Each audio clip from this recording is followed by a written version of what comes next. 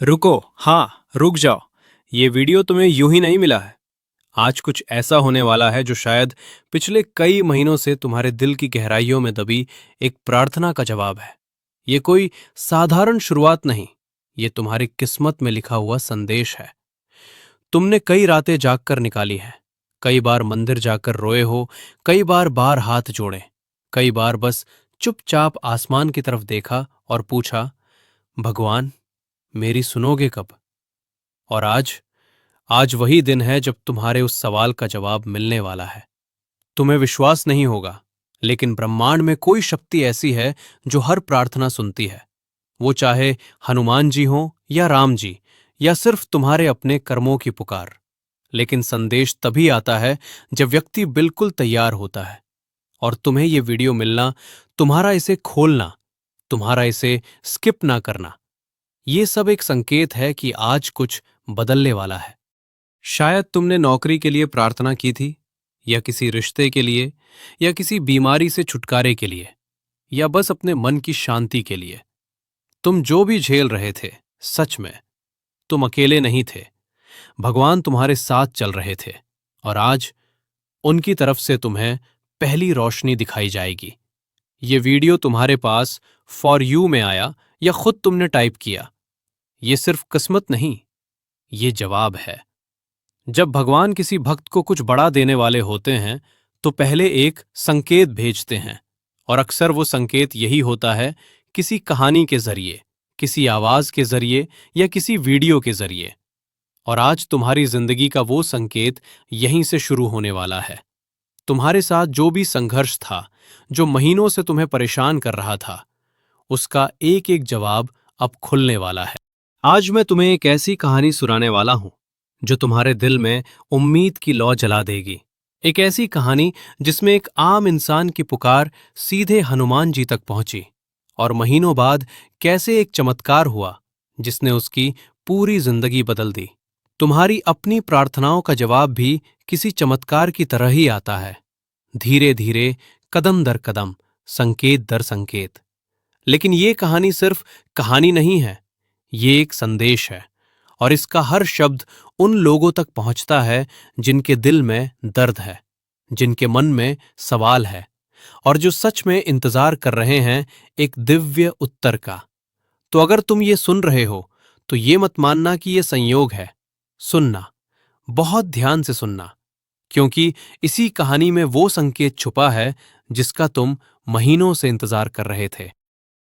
अब जो मैं तुम्हें सुनाने वाला हूं, वो एक ऐसे इंसान की सच्ची यात्रा है जिसने अपनी प्रार्थनाओं को कभी छोड़ नहीं दिया। और जब हनुमान जी ने उसकी सुन ली, तो चमत्कार ऐसे बरसे जैसे कोई सूखी जमीन पर पहली बारिश।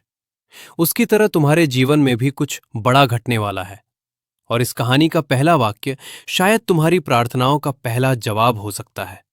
तो चलो, सांस लो, और अब असली कथा शुरू करते हैं। रुको, आज जो तुम सुनने वाले हो, ये सिर्फ एक कहानी नहीं है।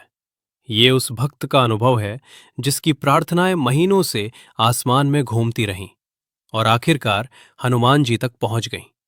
अगर तुम्हें ये कथा मिली है, समझ लो, ये भी एक संकेत है। कथा शुरू होती है एक छोटे से गांव के लड़के दीपक से। दीपक की जिंदगी पिछले कुछ महीनों से बिल्कुल उलट गई थी। नौकरी चली गई, मां की तबीयत लगातार खराब रहने लगी, घर में रोज तंगी, और ऊपर से मन में ऐसी बेचैनी कि रात को नींद भी नहीं आती थी।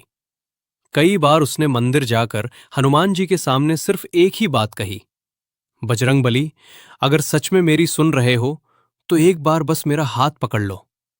लेकिन महीनों बीत गए, कोई जवाब नहीं, बस चुप्पी और संघर्ष। एक रात दीपक मां की दवाई लेने गया था। वापस आते समय रोड बिल्कुल सुनसान थी। अचानक तेज हवा चली और मंदिर की घंटियों जैसी आवाज आई, जो वहां पास में कोई मंदिर भी नहीं था। दीपक रुक गया, दिल धड़क रहा था। हवा में सिर्फ एक वाक्य सुनाई दिया, मत टूटना, समय बदलने वाला है। उसने चारों तरफ देखा, कोई नहीं, पर आवाज इतनी साफ थी कि जैसे किसी ने कान के पास बोलकर फूंक मारी हो। दीपक के रोंगटे खड़े हो गए। उसे लगा, क्या ये हनुमान जी थे?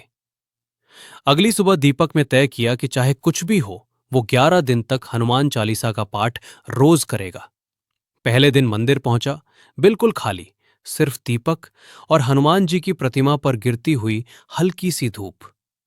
जैसे ही उसने पाठ शुरू किया, दीपक ने देखा दिए की लौ हवा के बिना खुद ब खुद ऊपर उठ रही थी। न हवा थी न पंखा, लेकिन लौ ऐसे झूम रही थी जैसे किसी अदृश्य शक्ति की सांस उसे छू रही हो। उसके दिल में एक अजीब सी गर्माहट आई। वो समझ गया, ये संयोग नहीं हो सकता। 5वें दिन दीपक मंदिर गया तो देखा आरती की घंटी अपने आप धीरे धीरे झूल रही थी। किसी ने छुआ भी नहीं था। वो डर नहीं रहा था, वो भावुक हो रहा था। उसे लगा जैसे हनुमान जी कह रहे हो, पाठ जारी रखो, मैं सुन रहा हूं। उस दिन दीपक ने पाठ इतना मन से किया कि उसके शब्दों में दर्द नहीं बल्कि ऊर्जा महसूस होने लगी। 11वें दिन जब दीपक मंदिर से बाहर निकला, उसका फोन बजा। स्क्रीन पर एक नाम चमक रहा था, कंपनी जिसने उसे कभी इंटरव्यू तक नहीं दिया था। फोन उठाया। दीपक जी, क्या आप इंटरव्यू के लिए आ सकते हैं? आपका पुराना आवेदन देखा और हमें लगेगा आप हमारे लिए बिल्कुल सही होंगे। दीपक को यकीन ही नहीं हुआ। 3 महीने से नौकरी ढूंढ रहा था और आज 11 दिन के पाठ के बाद पहली बार फोन आया। घर पहुंचा तो मां दरवाजे पर खड़ी थी, चेहरे पर हल्की मुस्कान जो महीनों से गायब थी। उन्होंने कहा, आज पता नहीं क्यों पर मेरे अंदर इतनी ताकत महसूस हुई कि खुद दरवाजा खोलने आ गई।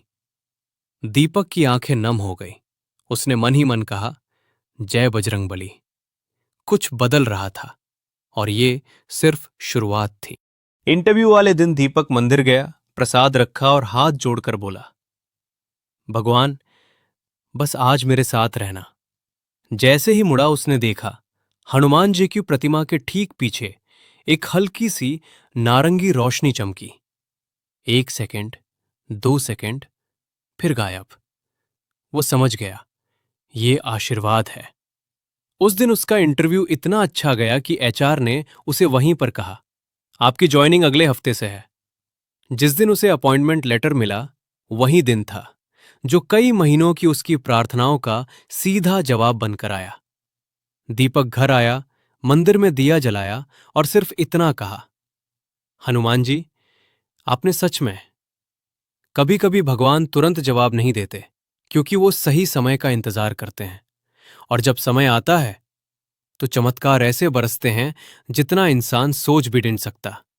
अगर ये कथा आज तुम तक पहुंची है तो याद रखना, तुम्हारी प्रार्थनाओं का जवाब भी रास्ते में है।